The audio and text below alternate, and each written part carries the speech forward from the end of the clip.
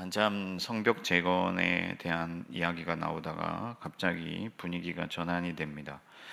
이스라엘, 그러니까 예루살렘에 있던 가난한 자들의 호소에 관한 내용이 등장하고 있습니다.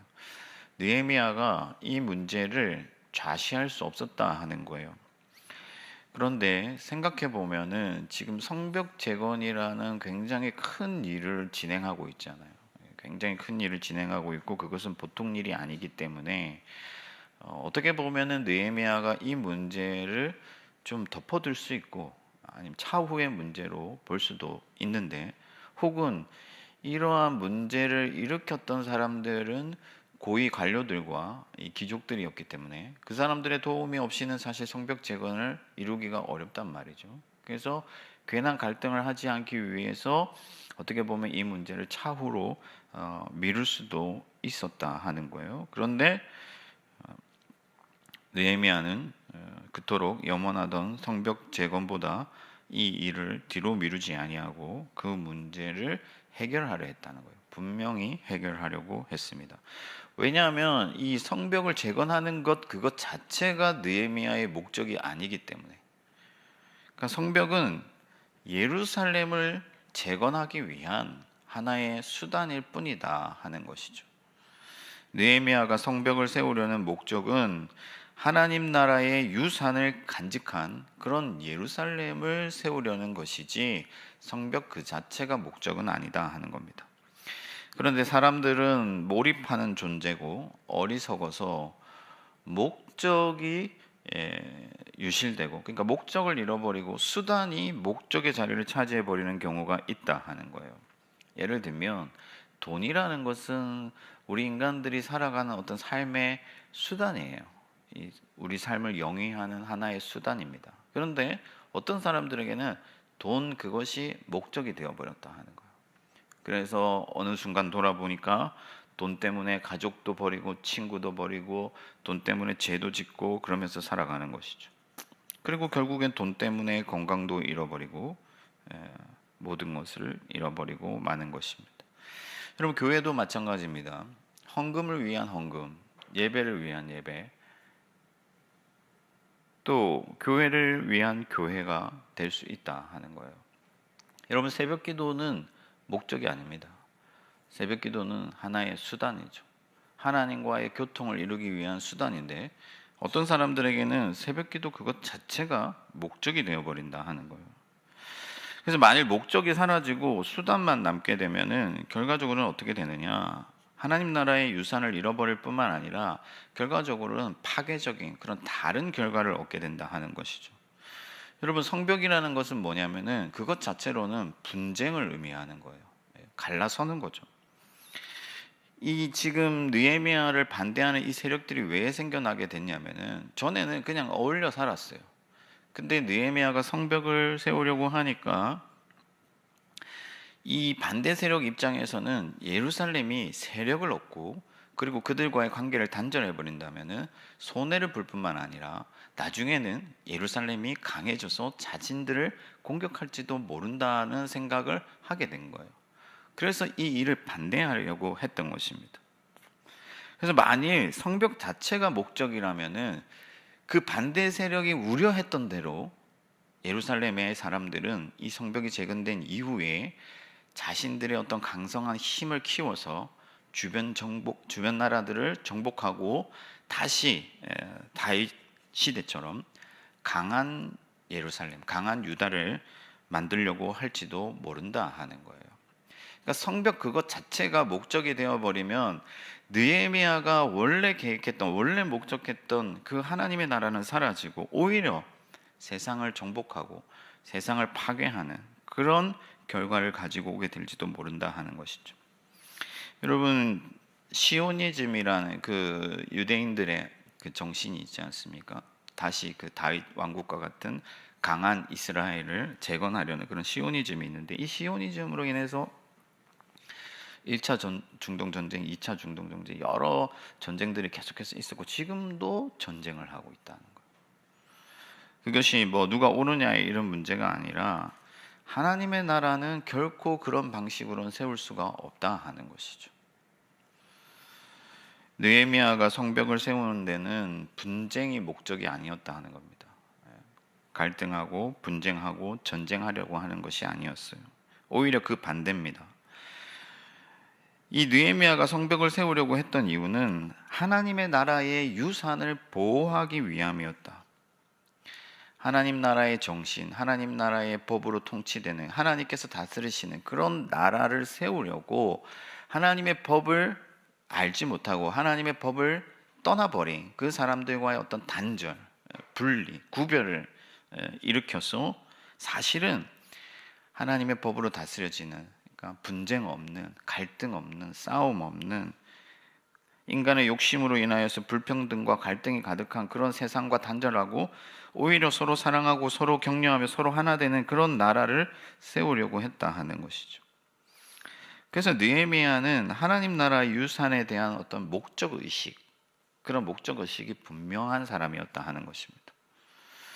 그래서 오늘 우리가 읽은 이 본문은 그러한 느헤미야의 목적 의식을 보여주는 본문이라고 할 수가 있어요.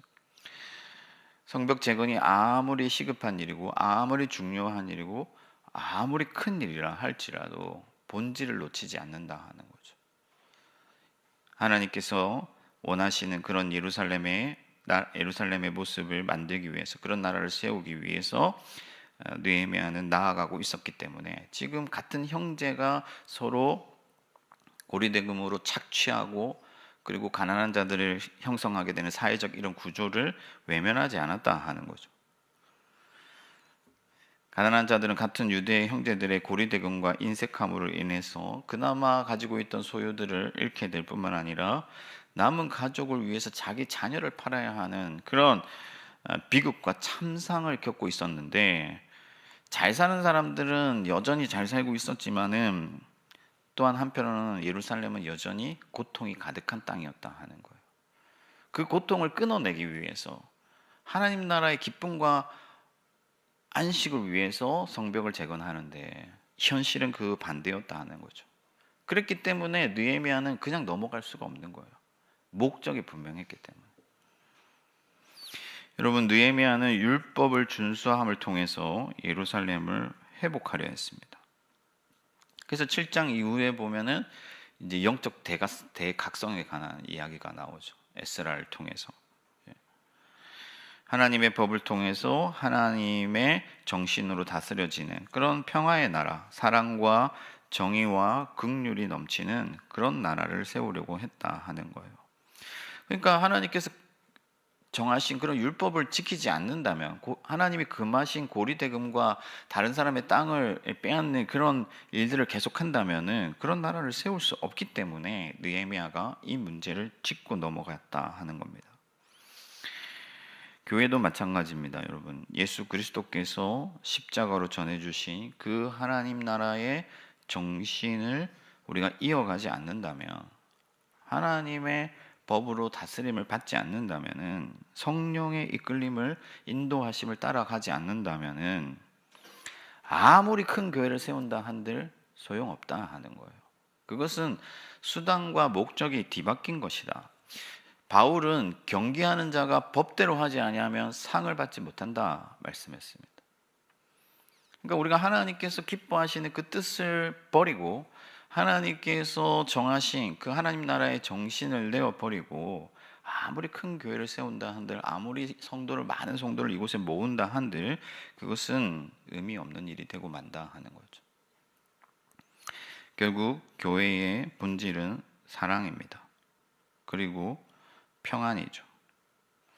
우리가 어떤 사역을 잘 한다 한들, 어떤 업적을 남긴다 한들 서로 갈등하고 미워하고 싸우고 분쟁하고 다투고 형제 사랑 하나조차 이루지 못한다면은 아무리 큰 어떤 사역의 열매를 남긴다 하더라도 그것이 과연 의미가 있겠는가 하는 것입니다.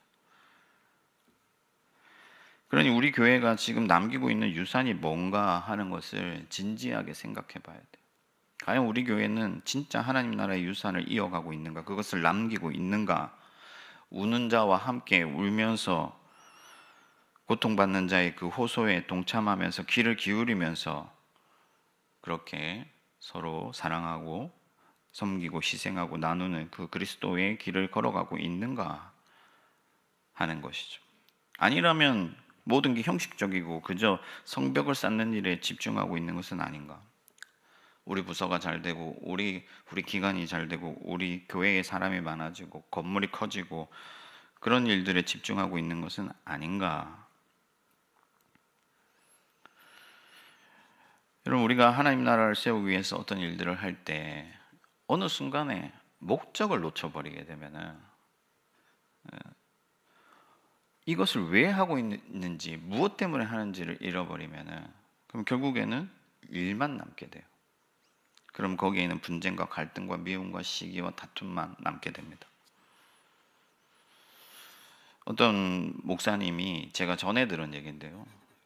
상가에서 교회를 개척해가지고 엄청 큰 교회를 세운 거예요. 3,000명 이상 모이는 그런 교회를 세우게 됐는데 그 교회 성도님이 그런 말씀을 하시는 거예요. 그 목사님이 상가에서 개척교회를 할 때는 성도님 한 사람 한 사람을 귀하게 여기고 한 사람 한 사람 반겨주고 그렇게 다정하셨는데 성도가 한 3,000명 되니까 엘리베이터에서 만나도 아는 척을 안 하더래요. 그래서 자기가 이제 상처받은 얘기를 저한테 하는 거예요. 교회를 키우는 게 목적이 되어버리면요, 어느 순간 사람이 목적이 아니고 건물이 목적이 되고 많은 사람이 목적이 되어버리면은, 그래서 변질되면은 결국에는 본질을 놓치게 된다 하는 거죠. 제가 예전에 외국인 노동자 사역을, 근로자들을 대상으로 하는 사역을 맡아서 한 적이 있거든요. 처음에 제가 외국인 근로자들 사역 부서를 맡아서 갔을 때 외국인들이 한 20명 이렇게 모여 있었습니다. 진짜 열심히 섬겼어요. 한글 학교도 하고 뭐 병원도 찾아다니고 열심히 섬겼는데, 그러다 보니까 1년이 지나니까 한 100명 정도 이 외국인들이 모인 거예요. 그러니까 교회에서 이제 갓 전도사인데 굉장히 칭찬도 하고 사람들도 막 아유 전도사님 대단하시다 하니까 어느 순간부터는 제가 야, 이걸 했을 때 사람들이 교회 안 오면 어떡하지? 외국인들이 교회 안 오면 어떡하지? 그런 생각을 하게 되는 거예요. 그러다가 말씀을 전하는 일, 제자 훈련을 시키는 일, 이런 것들조차도 이 사람들이 교회 안 오면 어떡하지? 그런 생각을 하게 돼요.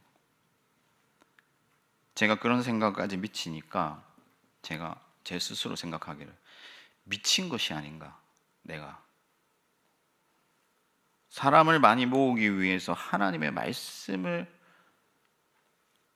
외면하다니 이게 말이 안 되는구나, 그런 생각을 하고 그때부터 다시 복음을 힘써 전하려고 하고 제자 훈련을 하려고 하고 외국인 근로자들 그 피곤한데 불러서 제자 훈련하고 하니까 사람들이 이제 조금씩 줄어들죠.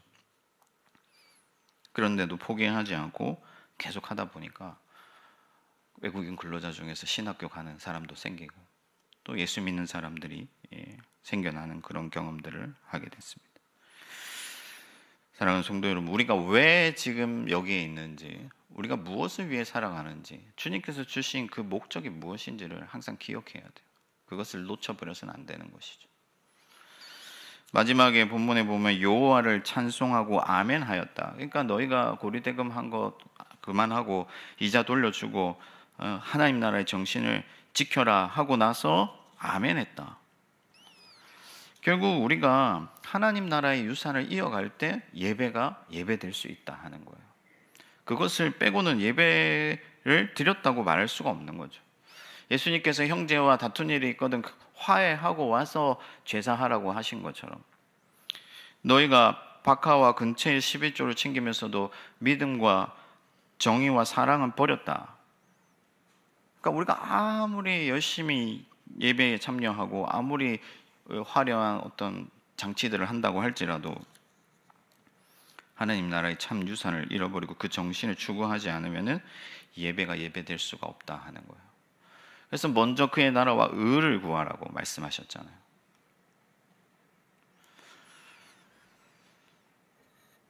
여러분, 우리가 느헤미야가 성벽을 재건한 이후에 그러면 예루살렘이 그 하나님 나라의 유산을 지키는 데 성공했는가를 생각해 봐야 돼요. 사실은 그렇지 못했습니다. 오히려 그 반대의 결과를 가져왔어요. 여전히 그들은 악하고 이웃을 착취하고 형제를 종으로 삼았어요. 그리고 결국에는 나중에 성경에 나타나지 않는 그런 역사들을 살펴보면 전쟁을 했습니다. 예수님은 이처럼 정욕과 탐심과 교만과 거짓으로 똘똘 뭉친 우리 마음의 성벽을 허무시고 그리스도의 피로써, 자기 몸으로써 우리 마음 가운데 하나님 나라의 유산과 그 정신을 새겨주셨습니다. 그래서 다시는 전쟁이 없고 또 형제를 학대하거나 착취하는 그런 일이 없는 하나님의 나라를 세우기를 기대하셨다 하는 거예요. 그러므로 우리가 교회에 모여서 해야 될 일은 무엇입니까? 서로를 돌아보는 것이죠. 그리스도께서 피 흘려 사신 그 형제를 사랑하는 거예요. 여러분, 아무리 일을 잘하고 아무리 열심히 해도 서로 싸우고 다투고 분쟁하고 이웃을 돌아보지 않으면 나보다 못한 사람들, 또 가난한 사람들을 외면하면 거기에는 하나님의 나라가 없다 하는 거예요. 이제는 더 이상 성벽을 세울 필요가 없습니다. 우리 마음 가운데 그리스도 예수께서 십자가의 피로써 하나님 나라의 참 정신을 새겨주셨기 때문에 이제는 세계 곳곳에 흩어져서 제3세계로 또 가난한 나라와 전쟁과 기근이 있는 곳으로 선교사님들이 가서 그곳에서도 하나님 나라를 세워갈 수가 있는 것이죠. 여러분, 한국 교회가 이 규모가 커지고 부피가 커졌는데 그에 반해서 회개할 일도 참 많다고 생각해요.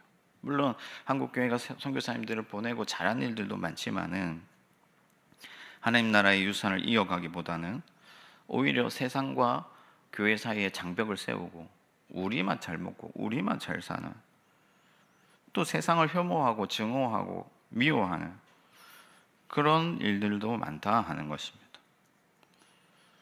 그러므로 여러분, 우리 서울시민교회가 길을 잃어버리지 아니하도록 느헤미야와 같이 분명한 하나님 나라 유산의 목적의식을 가지고 담대히 하나님 나라를 세워갈 수 있도록 기도하시기 바랍니다. 또한 여러분 자신도 하나님께서 주신 그 목적의식을 잃어버리지 아니하고 하나님 나라 유산에 대한 그 목적을 분명히 하시고 예수 그리스도께서 여러분 마음에 새겨놓으신 그 길을 따라서, 그 정신을 따라서 살아가시기를 축복합니다. 그렇지 아니하면요, 우리는 어리석고 미련하고 우리의 마음 가운데는 죄성이 가득하기 때문에, 우리는 부패하기 때문에 수단이 목적으로 변질되는 순간은 한순간이다 하는 거예요. 우리는 사람들에게 인정받으려고 애쓰고 또 조그만 것이라도 있으면 자랑하기를 좋아하고 또 심성 자체가 삐뚤어져 있기 때문에 수단이 목적을 대신하는 그런 일들이 허다하다 하는 거죠. 그래서 우리는 지속해서 그리스도 예수의 정신으로 돌아가기 위해서 힘써야 돼요. 오늘 이 아침에 우리가 이 새벽기도에 모인 이유는 새벽기도 자체를 위한 것이 아니라 예수 그리스도의 십자가 앞으로 돌아가기 위한 것을 믿으시기 바랍니다. 그래서 예수의 십자가 앞에서 다시 한번 우리가 걸어가야 할 길을 되새기고 그 길을 향해 걸어갈 때 우리는 길을 잃지 아니하고 하나님 나라의 유산을 이어갈 수가 있다 하는 거예요. 여러분, 느헤미야서가 끝날 때 느헤미야가 생각한 것처럼 예루살렘이 회복되지 않았어요. 그러나 느헤미야가 뭐라고 말을 하냐면은, 하나님, 제가 지금껏 한 일들을 기억하여 주옵소서. 그러니까 무슨 말이냐면, 하나님, 제가 나름 하나님 나라 위해서 애쓴 것을 생각해 주십시오. 그 얘기를 하는 거예요.